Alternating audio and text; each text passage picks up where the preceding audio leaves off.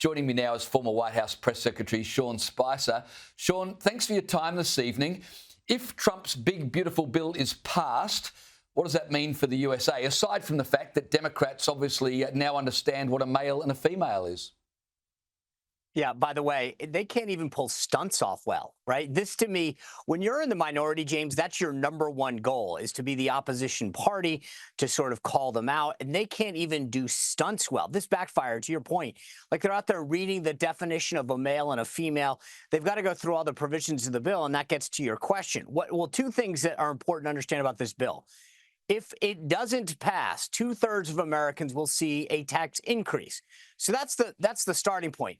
Then once it does pass, I think we're going to see some real solid economic growth north of 3% in our country for the first time since the 1990s.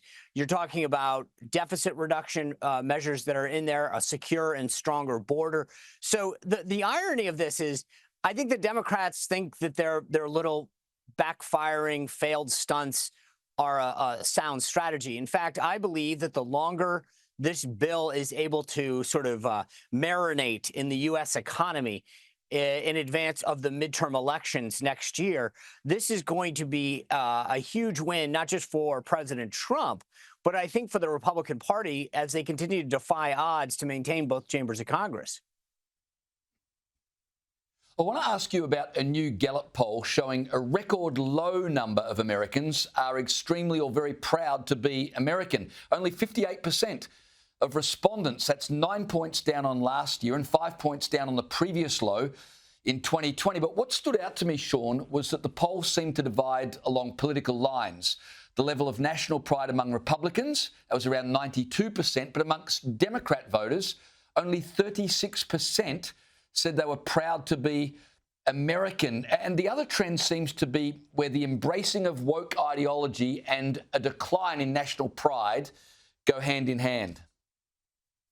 Yeah, in that poll, the two groups that really drove it down were Democrats and young Americans. And it's sad on both fronts. One, for young Americans, I truly am concerned about the impact of social media and our K through 12 education system here. Among Democrats, it is really concerning. And we saw this, 2 weeks ago now in America. We celebrated the U.S. Army's 250th anniversary. This was an opportunity to pay tribute to the over 1 million soldiers that have died and sacrificed to our country. Later this year, we will celebrate the U.S. Navy and the Marine Corps, and then next year, our country as a whole. I feel like for all of the protesting that these folks do and the talk about the Constitution, they should love America because it's the only place on earth that gives them the forum to say the stupid things that they do. If they really don't like it, then here's my suggestion. Leave. I think, frankly, at some point, President Trump should support legislation that would give people a voucher to leave the country if they don't want to be here. We'll give them the money to travel somewhere else as long as they promise to never come back. If you don't find America the most amazing place on earth that gives you the right to express yourself, both in terms of opinion and religion and so many other ways, then don't stay. Leave. And I'm tired of these people who are out there bad-mouthing the United States. You may not like one party or another, but at the end of the day, it's this country, our Constitution, our system of government that allows people to protest, to express themselves freely. And it is the system of laws that so many around the world seek to come here for.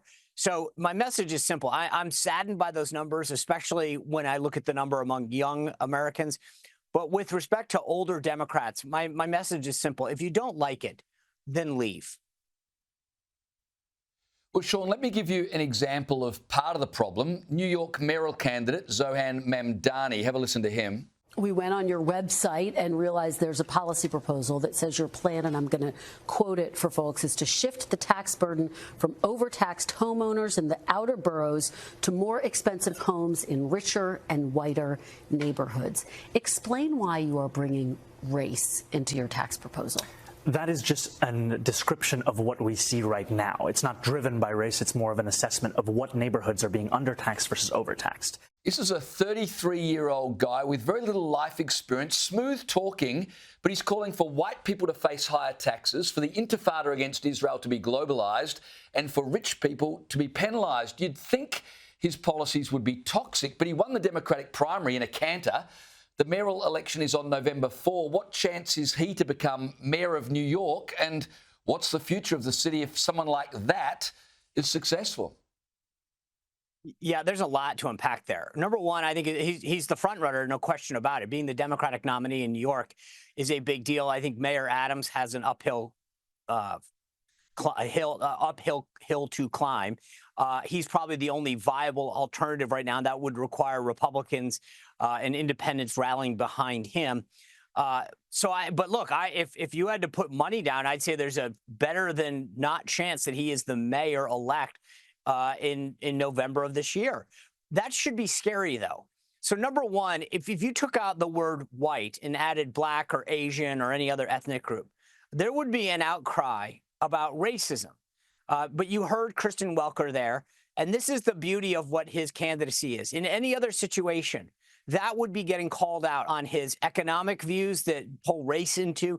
But the media in our country is probably mostly in line with him, so they give him a pass. It's patty cake with these guys on the far progressive left, whether it's him or his colleague AOC just down the way in there in New York, Ilhan Omar in Minnesota.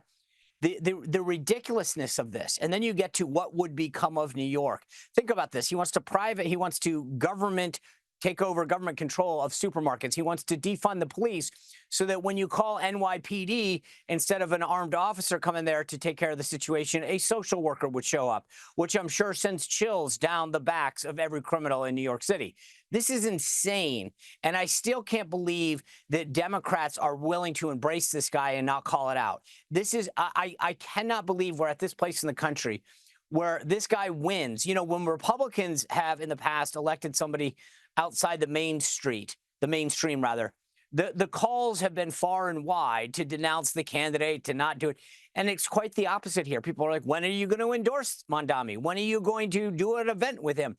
They encourage it, because I think the difference in our country right now is that most of the media is actually sympathetic to many of his views. It's quite astonishing. Hey, Sean, just one more question. We're almost out of time, but on Monday, Benjamin Netanyahu will visit Donald Trump in the White House. What will be the focus of those talks? Obviously, the alliance and the friendship between the US president and the leader of Israel is very strong. A pretty important meeting on Monday, I would imagine. Yeah, I think there's going to be two things. One, the obvious focus is Iran and the aftermath of the airstrikes on those nuclear facilities in Iran, and what does the path look like going forward for the region and potential talks among those, us, Israel, and Iran, to make sure that they don't ever possess a nuclear weapon. So I think that's going to be the foremost. But the last time that the prime minister was in D.C., I had the opportunity to meet with him, and trade is still something that's pretty high up on the list. We have a pretty decent trade relationship with Israel. Prime Minister Netanyahu told me that he feels very confident that he can get a deal with President Trump. And I think they want to be among the first countries to announce it. So I think obviously the top 3 or 4 things on the agenda are going to be Iran, and then we'll get to trade. Very good. Well, Sean Spicer, it's always a delight to chat with you. Thanks for joining me this evening. You bet. Thank you.